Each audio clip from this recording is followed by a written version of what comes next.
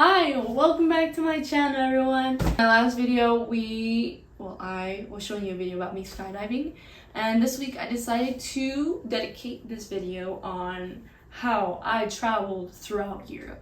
I'm going to be speaking just a little bit more than usual, but this is great information if you really want to travel to Europe. Many of you have asked me how I did it, or what you need to do, or what type of flights or trains and stuff, and I just thought this would be a perfect opportunity to kind of explain what I did and how I did it. The first thing I will be explaining in this video is the preparation that you need to do while you plan your trip for Europe. The second thing I'll be explaining is the transportation. What type of transportation you should be using: train, bus, or airplane or airline. And the third thing that I'll be explaining is as well the type of locations you can stay at.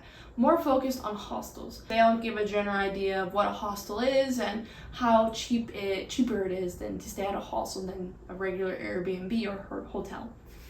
Of course, my trip throughout Europe is completely different from other people's. It might be even better, it might be worse. Depends on what you want on your European trip. As well, my type of European trip was more of a backpacker. I didn't really take a suitcase with me. I only took my big backpack, which I can show you, which I don't have right now. So let's get to it. Number one, the most important thing about planning your trip is to actually plan it. And I know this might sound crazy, but every little detail that you put in your planner or your schedule to plan, it's gonna make it so much easier once you're there. In London, I took a train to London and I did my own schedule. So I'll be adding my itinerary of what I did again completely in the comments below, well, in my little bio that I have. So make sure you check that out. The purpose of planning is to really help you understand what is that you want to do, and as well as to reserve the places that you want to go to. Again, reserving is super important, especially in Europe, because you're going to be around a ton of tourists who are going to do the exact same thing. So when you book your reservation, it just takes about all the stress that you're going to have when you get to that location. I reserved the Louvre in Paris a month ago, and so when I arrived, I just showed them my little scanner and then I was able to go in. I wasn't like the rest of the people who were like, oh, I didn't reserve, and what do I do? And there was this huge line for them. Research the places that you want to go, what you want to do. If you don't know, reach out to me, reach out to anyone that you've known that has been traveling to Europe, and reserve the places that you need to reserve. And a lot of places, especially museums, need a reservation. You can't just show up and expect to be to enter.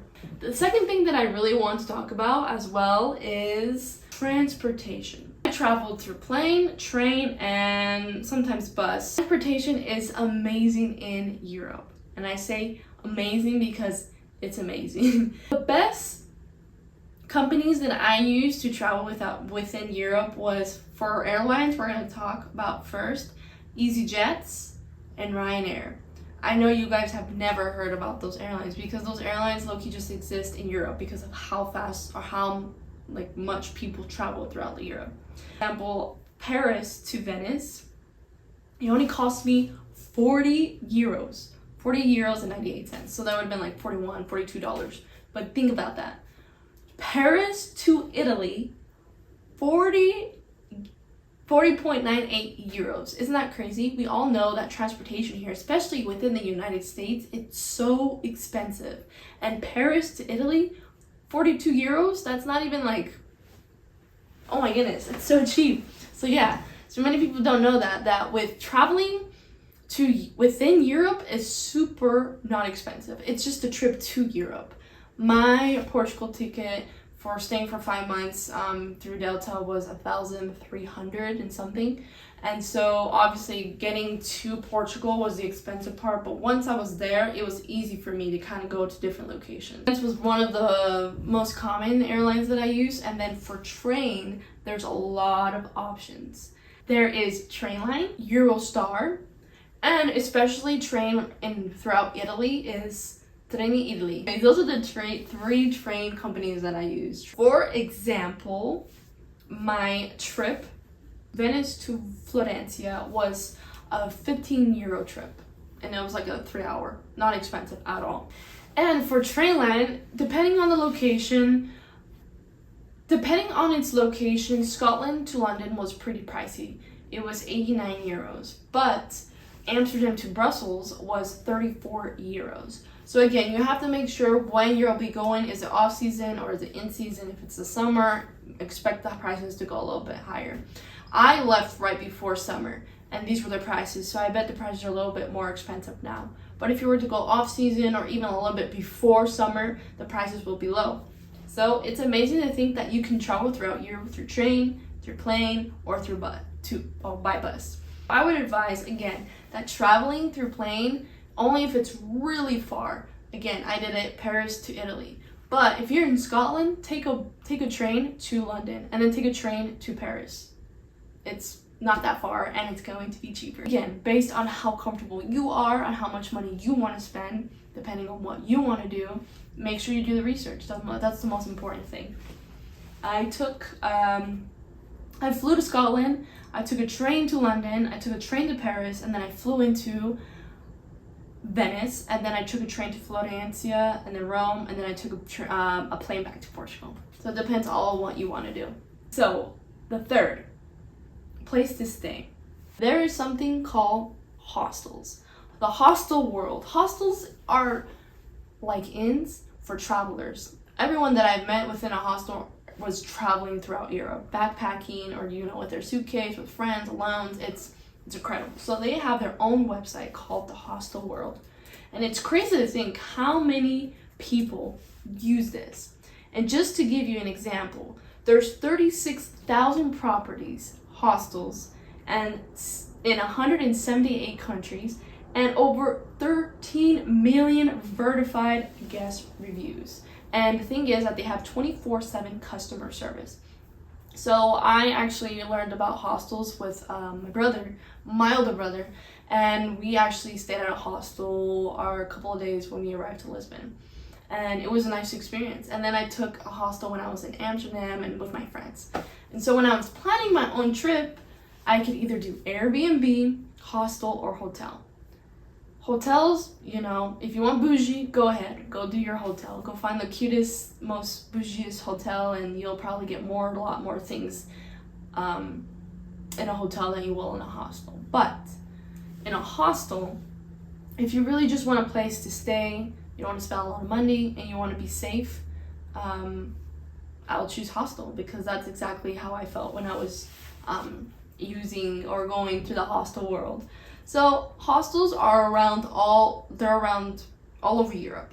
And you will just create an account, which next week I'll explain a lot more about the hostel world, create an account and what to do. So this is a general idea that I'm just going to be speaking about hostels. Hostels are just cheaper way to travel and to stay. For an example, many of you, if you've seen my videos, have seen that I stayed at the London hostel. That was the St. Christopher's Hammersmith hostel. And that hostel in general cost me $97 for 3 nights. And I'm pretty sure $97 in a hotel would have been 1 night. But again, I didn't do a lot of research on hotels, just hostels. So I was able to stay in this hostel for $97, 3 nights, and it has Wi-Fi, so I would get my own bed. And you can choose to be in a mixed room, or an all-female room, or an all-men room. So you don't have to worry about, if you don't want to, hang around around men. Like, especially that I was traveling alone, I would always pick the all-female bedroom, so I didn't have to worry about any men, and anything like that. And of course, I always called my mom, but I was always in an all-female room, and that made me feel a lot safer. And I think there was one time that I did a mixed room, but they were all kind and nice and really welcoming. Also, hostels, sometimes they provide breakfast or provide not. So you have to do your research when you're looking at different hostels, as well. Look at the reviews. There's so much reviews. That's exactly what I was reading before I chose a hostel. I wanted to make sure that I knew what I was choosing, and I knew what I was, getting into, what hostel I was going to stay at.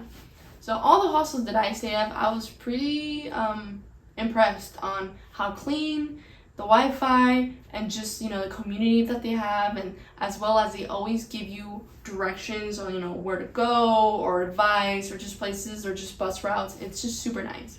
So I would advise that using hostels if you're going for the cheaper price, and if you're not into that bougie and you just want to do kind of like a backpacking trip, do hostels. It was really affordable for me. To give you a kind of an idea of how much I spent with not speaking about food or souvenirs or the activities, in total, the cost of flights and trains, I paid around $860, but that's for everything that the traveling. And then actually 6, 7, 8, yeah, I see this. And then the hostels were around $400. So 8, 9, 10, 11. So that's like $1,000 already there, and I was able to feel safe and to travel really easily. As well, again, depending on the off-season or in-season, prices can go lower or higher. But again, traveling throughout Europe, within Europe, is not as expensive. Just spending 40 euros to get to, again, Paris to Italy, it is so worth it than you traveling to, I don't know, a place in the United States and spending like $300 or $200 on a flight. Again, a lot of information. So if you have any questions about anything I said, please put them on the comments below. I'm here to kind of educate you. I don't want to just, oh yeah, I went to Europe, you know. I really want everyone to be able to do it too. And I feel like I have a lot of information that could really help you when you are planning your trip. And I would love to go to Europe again. So again, I'll be putting my itinerary in the comments below, as well the name of all the airlines I use, as well all the train stations, the train names that I use. Thank you so much for supporting me. Thank you so much for watching my videos. Make sure you like and share this to all your friends that want to travel to Europe, because I'll be next week explaining a little bit more about hostels, and just any questions that you have, I'll be making a video of that. I want to dedicate this kind of channel ensuring and educating a lot more people, especially people like me that really didn't believe in themselves traveling. I want to help you all out. So Hello, stranger. again, out. Minute since we last kissed.